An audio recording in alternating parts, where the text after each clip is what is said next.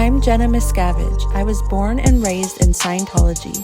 I left when I was 21 years old and wrote a book about it. My uncle, David Miscavige, is the leader of Scientology, and this is my YouTube channel. I've been in a long-distance relationship for about 1.5 years now, and it is only the second relationship I've ever been in my life because I grew up in Scientology and I was married young. There's been a lot of ups and downs, but I've also learned a lot in it. One of the hardest parts has been learning how to accept love. And only now can I put a name to this struggle because I didn't actually realize that I had that problem until recently even. Learning how to accept love when you grow up in an environment like I did when I was in Scientology, where all love is extremely conditional, can really make receiving love almost impossible. And I knew this logically. I'd heard about this from therapists, from podcasts, but I didn't realize how much this was affecting me. I saw it as more of a theoretical thing. The truth is that I didn't even realize the pain that I was in. Not really. It was just this sort of background ache that I had that I dismissed because I almost always felt it. And then one night recently, I decided to use some of what I've been learning to take care of myself instead of spiraling, and I named the emotion that I was feeling. I found the exact words for how I was feeling, and that one small moment actually changed everything for me. One thing that I've recognized about myself that many people who have grown up in a difficult environment, have had a traumatic childhood, also probably do have, is that I don't notice my emotions until they're already at like a 10 or even like 9. And so that's been a big thing that I've been trying to do lately, is to notice when I'm at a 5 or a 6, because by the time it gets to 10, it's too late. There's very little left of your rational brain to work this out with yourself and to soothe yourself before it spirals out of control into a breakdown. And so the other night I was feeling off. I was feeling bad, and it wasn't something that I could ignore anymore. Now, when I talked to Tim Fletcher, who is a complex trauma counselor and expert, on his podcast on his channel, Time with Tim, I'll link that video here. Him and Andy, who is also on the podcast, told me about this thing called a feelings wheel. I have one here. I don't know if you can see it. Let's see if it focuses. Okay. I'll put it up on the screen. But it's basically this little thing which has all these different emotions that you can feel. I'll give you an example. It has remorseful, ashamed, ignored, victimized, powerless, vulnerable, and empty, abandoned, isolated, apathetic, indifferent. And then those all lead back to sad. Or there's judgmental, loathing, repugnant, revolted, revulsion, detestable, aversion, hesitant. Those all lead back to disgust. And so it's a great way of, rather than just saying, I feel sad, maybe naming the brand of sad that you have or the brand of anger that you have and getting it down to just the right words that you're like, oh, yeah, that's how I really feel. How that can be helpful for you. And that's what I did the other night. I was sitting on my bed. I was feeling like crap. And I was like, I don't just feel sad. I felt an aching and a longing. And I don't know if you guys have this, but as like a writer, when I find just the right word for how I'm feeling or what I want to express, there's some little magical thing that happens that's like, I don't know, it's just a moment, like it's satisfying. And that's what happened. It was the first time that I was like, no, this is how I'm feeling. Now, what would usually happen instead is that I would feel pain. I would feel this hurt and longing. I wouldn't know what it was. And I would feel like I would just brush it off or keep moving. I would barely notice it. And it wasn't until it would get to a 10 where I was actually angry would I do anything about it. And what I was doing that I didn't realize is that I was feeling upset. I was feeling hurt. And I was feeling this longing and pain. And because I had no explanation for it, or because I was too ashamed of myself for feeling that way, for needing someone, for wanting love, for being so weak to be that pathetic, that I would instead twist it in my mind. Instead of feeling shame and disgust, which was what I would feel, I would go, my partner did something and I'm reacting to it in this way. And I would try to find what they did that made me pissed off or feel bad.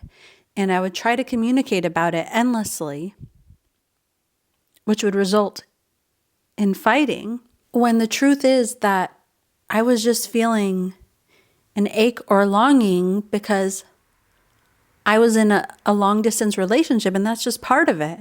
It's just hard. And that's okay. That's something that I know to expect theoretically, but I don't actually, I just hadn't had it all figured out in my mind because I hadn't done it before. And instead of going, oh, it's okay to feel that way, that's actually really, really normal, I would be like, ugh, no, pathetic, you're gross. And which is weird because I would never treat anybody else that way. And I was like, no, there's something, I guess that part of it felt unfixable, where if I was angry or if I could fix something, if I could be like, well, you did this wrong and we need to fix it so that won't happen again. It was almost like the anger was an effort to get rid of the pain because it was something that I thought I could do something about. When in reality, it would just cause tension. And I've been doing this for the entirety of the relationship, including in my previous relationship, and I didn't know it. Instead of coming to my partner with, I just really, really miss you right now, and, can we FaceTime, or can, I don't know, we just stay on the phone for longer, or something like that, I would come with anger. And if they didn't say the exact right thing that I needed to hear, it's funny because the same thing happened in my marriage. I remember my ex-husband would say, you want me to say this exact thing and I'm never going to get it right. And that's the only thing that's going to work for you. And then when that didn't happen, then I would feel abandoned. And by that time, I would already be spiraling. And it would be this cycle that was just a nightmare. But I was so convinced of my rightness because I was like, well, I'm just communicating how I felt. But the truth was that I was finding fault, when really just the problem was that I was upset. And I was too ashamed to admit that to myself. I was too ashamed to admit what I consider to be my weakness and my patheticness of being upset. And I was too ashamed to ask somebody to help me with that. I thought that I was too much and that I wasn't worth asking for that. And it was just icky. I don't know how to explain the icky thing, but it made me feel icky to be somebody who needed to be like, I need you, because it felt like admitting too much weakness and vulnerability. And I was disgusted with myself with that. But when I took a moment to really nail down how I felt with the exact right words, I was then able to see this shame. And when I spoke to Tim Fletcher, He told me this. He was like, part of the reason why people don't soothe themselves is because they're ashamed of their own emotions. And when he said that, it made so much sense, theoretically, from over here. But in that moment, I was like, that's me. And it's weird how you can know something, but until it hits you in a certain way, it doesn't really sink in. And this is something I knew. This is something that I fully understood when I was talking to Tim. But this was the first time that I was like, oh, no, this is exactly what's happening to me right now. And it was amazing because once I knew it, I could then start a cycle where I could ask for what I needed. I could also give it to myself, but I could tell my partner, I feel really achy and I'm sad right now and I just really miss you, and say what I want, say what I need, and not be ashamed of it, because I know that how I feel is important and that I'm worth asking for something for. And also knowing that when I approach it in that way, with love and vulnerability, that it's met in that same way, of course. And it's met with comfort and care. And that's before it gets to like a 25 on the scale. And it was just the first time that I really, really used these new tools that I learned. Because when I talk with Tim, I learned so many things. Frankly, too many things that I am so glad that those conversations are recorded, because I knew that each one of these little points we talked about, I would need to let it settle in. And I was just so freaking happy that I had one of those moments. And how well it went reinforced this whole sort of new pathway, whether it's a neural pathway or just a habitual pathway that I can take that reinforces that, okay, if you meet this with vulnerability and love for yourself, then you will get your needs met. And you can meet your own needs. So one thing that I actually realized I forgot to mention is that once I named the exact feelings I was feeling, the longing and the ache, I actually started crying like a lot. And one thing that I've actually recently noticed is that when I start crying, I always try to stop myself. But I was in my room by myself, my bedroom, and I was like, I'm just gonna let this out. And it was the first time that I've ever cried. Like I was like crying like loud, like, ah. And it was the first time in my entire life after I've cried that I actually felt better. People always say I had a good cry, and I'm like, ugh. Like that never made sense to me. I would cry and then my eyes would feel swollen and I'd be like, all right, time to suck it up. Get back to what you're doing. This was the first time that I like almost had a little cry for myself and what I was going through. This moment that was like kind of like, poor me. That's really hard for you to go through. But it was weird. It was like empathy with myself. And so I was there for myself with empathy. And I like let it all out. And it was almost like this big emotion moved through my body. And then I was no longer like irrational and impulsive. I was like, I need connection now, and I'm going to ask for it. And I did.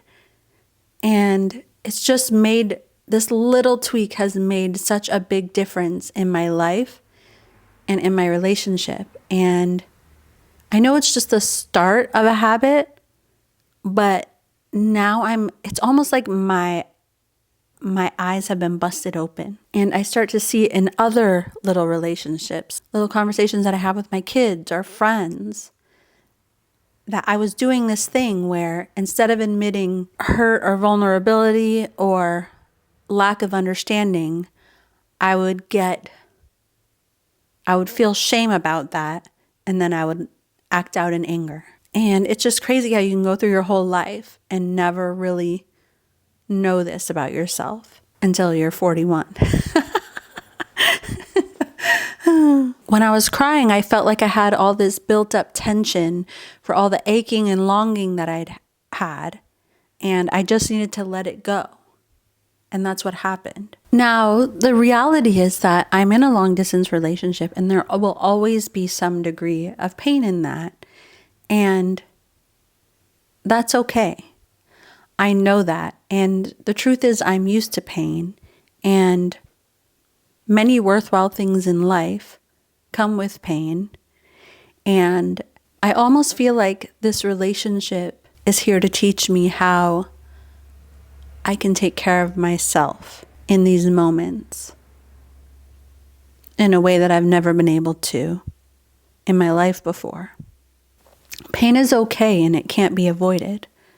But what I feel like I'm learning in this relationship is that in the past, instead of putting all of my anger and hate and past frustrations onto this person, I'm actually really starting to get this skill of taking care of myself, learning to move through these emotions myself in a way that I've never learned before. I've never had a toolkit, and now I'm starting to feel that I really, really have one. And having a place for my pain to go, having a way to come through it, having a way to face my shame, face my demons, is a game changer for me. This is something that is going to set me up for the rest of my life. It's also the first time I have a way to look at my anger and shame and painful experiences of the past and work through them with myself. I mean, honestly, that is the most priceless gift that you could give anybody. And I honestly feel like Tim and his whole team, Shannon and Andy, have given me this gift that I'm only just starting to be able to use. But meeting with them, talking with them, having them in my life is one of the best things I have ever done in my life. They're all so kind, but I just feel like if it can help other people in the way that it helped me, then I don't know, that just makes me so happy. And it makes me feel like having gone through all this shit in my life is worthwhile. Another thing that I realized in this when I was just like taking care of myself, learning about my emotions, is that I have a lot of love to give. And when you're in a long distance relationship, sometimes it's hard because you can't give that love. And I realized that not being able to give as much love as I want to was something that was building up in me. But once I recognized that, I found other ways I can do that, other outlets for that feeling, and other ways to express myself. And I can channel it into all the things I love doing. All my friends, my kids, all the people that I love, all of my hobbies, my YouTube channel. But just naming that that's exactly what was going on. Like, I want to give this love, but it feels like I can't give as much as I want to because there's too much space in between. Just even knowing that that's what's going on in my mind and my body, just putting the exact words to what's happening. It puts you in a place in your mind, out of your limbic brain, which is impulsive and angry. It puts you into a place in your mind where you're like, duh, you can put love everywhere. It makes you solution oriented. It makes you hope oriented. And that's just amazing. Like, That's the best tool ever. On the same topic of having a lot of love to give, another thing that was going on was that I would be spending time with my partner, but I'm so used to like cooking food for everyone and looking out for everyone and all that sort of thing. And sometimes it would be hard to do that in somebody else's space. It wasn't really hard to do it, but it wouldn't wind up happening. And I would always feel like, oh, I'm not cooking and I really love doing that. And then I sort of had this realization. And by the way, I only had this realization after I criticized and blamed this on my partner mentally in the same way. Like I was feeling like, oh, what I'm doing is not, like this is what it comes back to, the shame. I wasn't doing enough. This is what I was telling myself. I wasn't doing enough by not cooking or cleaning or, I don't know, like decorating the house or something like that. I wasn't enough. And I never realized that it's because I felt like I wasn't enough without all these tricks that I had, without all these add-on skills that I had to offer. I felt like if I didn't know how to bake, if I didn't know how to do ceramics, if I didn't know how to flower arrange, if I didn't know how to cook, if I didn't know how to do all these things, then just me, just how I am, just being me isn't good enough. I'm not inherently worthwhile just by being me. And instead of realizing that that's actually what I thought, I felt like having roadblocks to me doing those things, performing all of these things that made me valuable was what was upsetting me. And for some reason, this was because of faults in my partner. But then once I realized that shame, that underlying shame that I'm not enough, just as I am, which is something you deal with in complex trauma. You know, you start to ask yourself, okay, well, why didn't my parents have enough time for me? Was I not good enough? Was I not important enough? And as a child, you're essentially a narcissist. You only think about yourself. So you think that everything is because of what you did, even if it's not. The truth is your parents had their own things going on, their own demons. But that comes back, that kept coming back to me as an adult without me even realizing it, because I would almost just skip over that part and try to get to the solution. So it was like, and so when you deal with that internal shame that you may not even know that you have, you feel like you're not good enough if you're not performing, if you don't have these special abilities, if you aren't giving to everybody, taking care of everybody. They won't like you enough if you're not doing everything for everybody else. And when I finally realized this person isn't asking me to cook for them. They aren't asking me to clean their house or even do my dishes. They just like me for how I am. They just like me, not for everything that I do for them, but because they like me. That was like, it was amazing.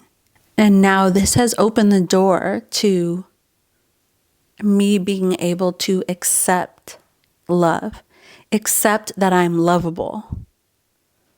Even the love that I would get, I would question it all the time. But now when I sit there and my partner is making food for me, is taking care of me, we're enjoying quality time together,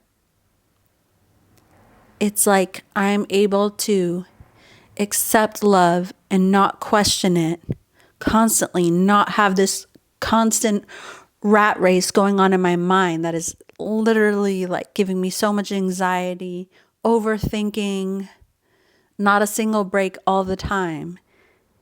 And it just gives me this like peace, like, oh, it puts you in the moment where instead of flashing back to your past, instead of making all of these decisions and trying to account for every outcome and always plotting and planning and asking yourself all these questions. You can just enjoy the moment that you're in. You can enjoy the love that you're being given. You can enjoy the experience you're having. And you can feel like you are worthy of it. Like, man, like, this is so nice. I deserve this.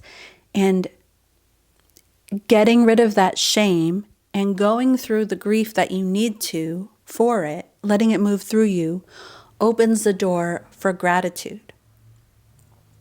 So this cycle might start with me being like, oh, being in a long distance relationship is hard. It hurts. It causes pain. Once I go through this cycle with myself, I get to a point where I'm like, wow, how lucky am I that I have this love in my life? That I feel love, that I am loved. We get to experience all these great things together. We get to go through life together. How lucky am I to have this beautiful house, these beautiful friendships, to live in this beautiful city, to be able to travel, to be able to learn how to better myself on my YouTube channel, to be able to talk to you guys, to be able to feel like I'm helping other people. It brings me to a place where I'm grateful. And I feel like gratitude is like almost like the antidote to depression. Like, it's hard to be grateful and depressed at the same time. So being able to have this tool chest and being able to use it is just so empowering. It's literally the keys to a better life. I guess if there was something I would like people to take away from this video, it would be that you don't just walk away from being raised in the way that I was, or a traumatic and neglectful childhood, and magically know how to love if you never had that unconditional love as a child. You don't just walk away from it knowing how to accept love. Those questions of why me? Why didn't my parents have enough time for me? What did I do wrong? Does anybody really love me? Does anybody really care about me? That stuff lives deep inside you, whether you realize it or not, or whether it comes out earlier or later in life. But when you stop shaming yourself and you stop pretending like everything's fine or pushing those emotions down, and you just recognize what you're actually feeling and let those feelings move through you and let yourself work through them and understand them and giving yourself that love, things begin to change. That's when healing starts. And that's when closeness becomes possible. And that's when love finally starts to feel safe, rather than just something that can hurt you like it has in the past. So for me, this is the beginning of something new. And I just wanted to share that with you guys because you guys share so much of yourselves with me. And I hope it can help in some small way. Okay, guys, that's all I've got for today. Thank you so much for listening. And I will see you again soon.